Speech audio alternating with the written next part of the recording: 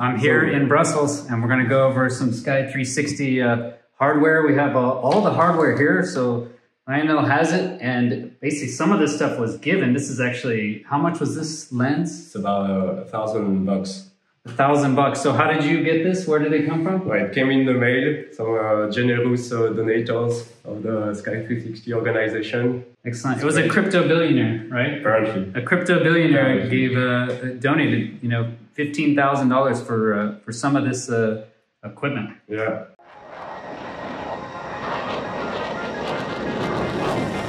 Chris Lado, welcome to Lado Files.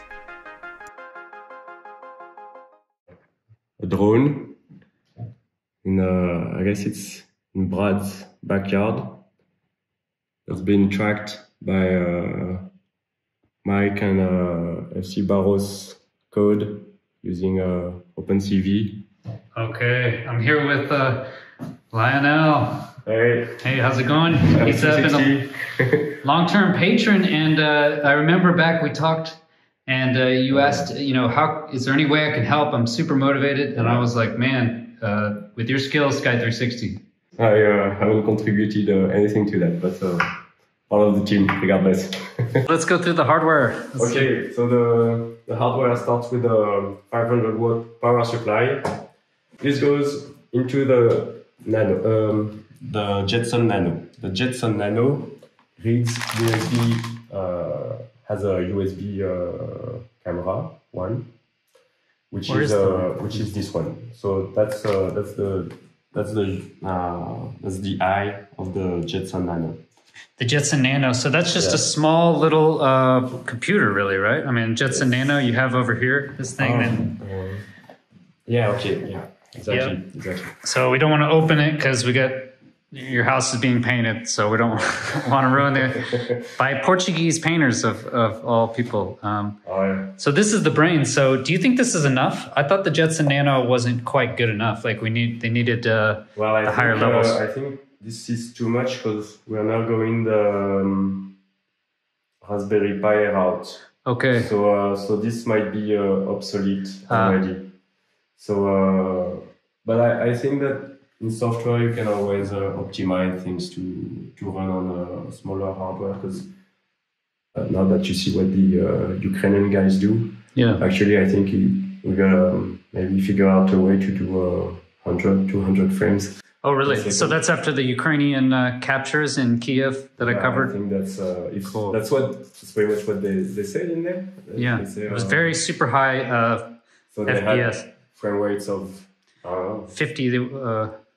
I'd have to look. Okay, so basically you have power to the brains here. To the brain and the eyes. Okay. And the brain and the eyes directs the arms. Okay. So you should picture an arm over here moving. So this is just to direct this to whatever the fisheye is currently finding interesting. Cool. So this is really it right here. So this is going to find it, right? It's going to use the object tracking. If there's a drone over there, it's going to send a message to the Arduino to direct this to the drone. To point at it and zoom, right? Point at it and not zoom. I think the zoom is fixed. But, okay, it's already small. It's zoomed so that the ISS is 20 by 20 pixels. So that's how well it zooms. Because the ISS, you cannot even see it, so 20 pixels, that seems... And then how about the recording part of it for the software? When that happens and this looks at it, what's going to happen then with the... well, that's storage, of course. Not sure what the rest of the team wants to do in terms of big data, whether we want to get every station's data or not. I think it's more of on a personal basis whether you want to upload your data or not. Okay. Because it's true that you might get some parts of the neighbor's house in the shot. Yeah. So one thing that the GUI is doing is to design a mask. Here you got your neighbor's house, so you don't want to film there, and you don't want to direct the PTZ to your neighbor's house. Yeah. So using the GUI that Bix is making, you're going to be able to rule out areas of the frame where you never want to film. Excellent. Okay, so that'll make it way more flexible. Yeah, and well, less creepy. It's not like less creepy. You're gonna start filming everybody all at once. Excellent. So, what are we looking at here? So, we're looking at a drone, and the interesting part here is the dots that are ahead of the drone, because the dots they're calculated using a Kalman filter. And I just talked to a colleague of mine who's been working on some missile system. And he said that Kalman filters are the way to calculate an object trajectory. Okay, and that's what you were showing before, right? The object tracking you said was really important. Yeah, so the dots ahead of the drone, when the dots are ahead of the drone, that's where we're going to direct the pan tilt zoom camera to get a high resolution shot of the object in question, whether it's a bird, plane, or else. Or something else, or other. So that's the really cool stuff. Just by the way it moves, I guess some inferring on the image as well. Yeah, you can see here it's a plant, right, with the 80% probability, and then when it plays, the plants tend to be outside, and there, bird with some good probability, and it is a bird. You can tell by the wobble, right? You were mentioning something about the track of the wobbling. Whether it's very it goes sideways and back and forth. That's usually a bird, whereas planes tend to go straight. There it is, plane. Yeah.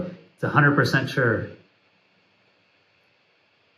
And so that was done with that tracking software, right? So that's done with the classifying software by Yannick. The classifying software based on Mike's software for drawing the green box around. So it's really a team effort.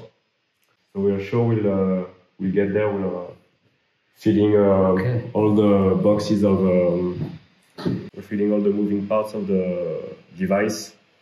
Okay, the greens is already done. Teams.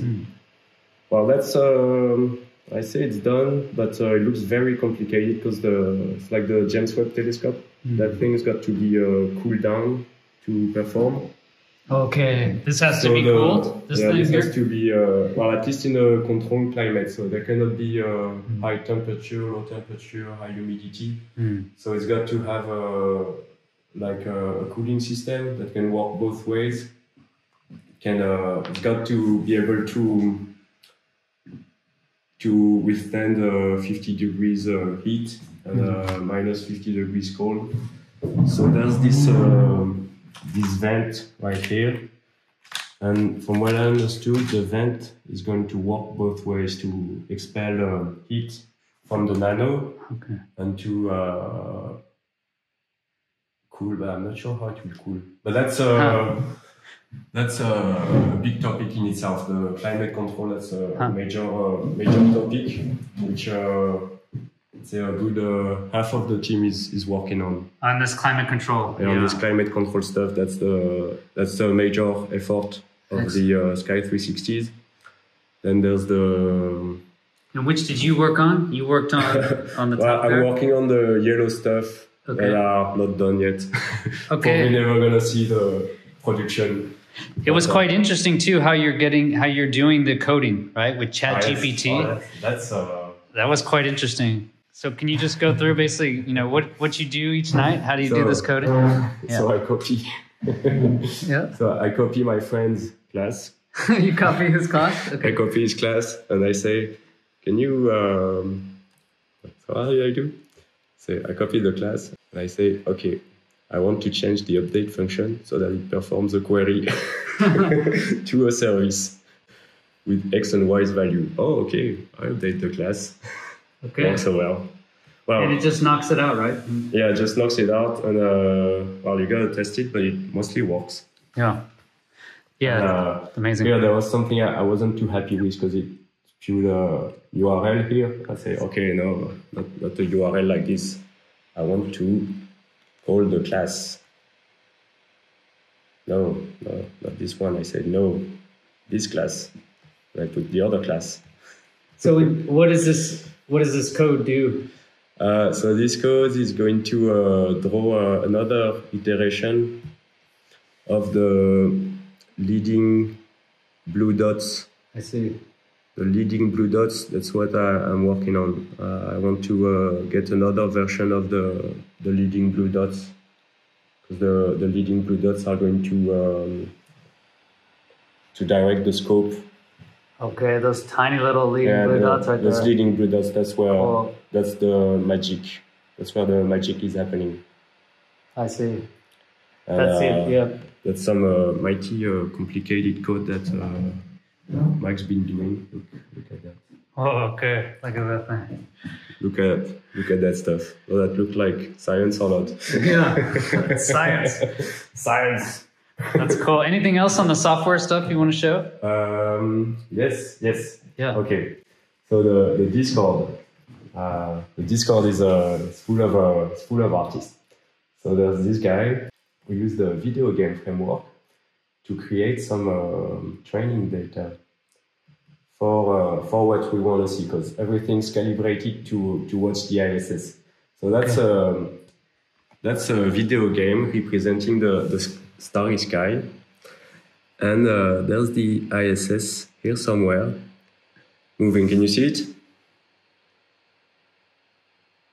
It's there. I don't see. Oh, I see it. Yeah, it's like right. Okay. Almost in the center there. Yeah. So now the question is, will our software see it? Because everything's about the ISS. That's the benchmark. Okay. That's the benchmark that we choose. So can you test it like right now? So it's been tested. Okay. It's been tested.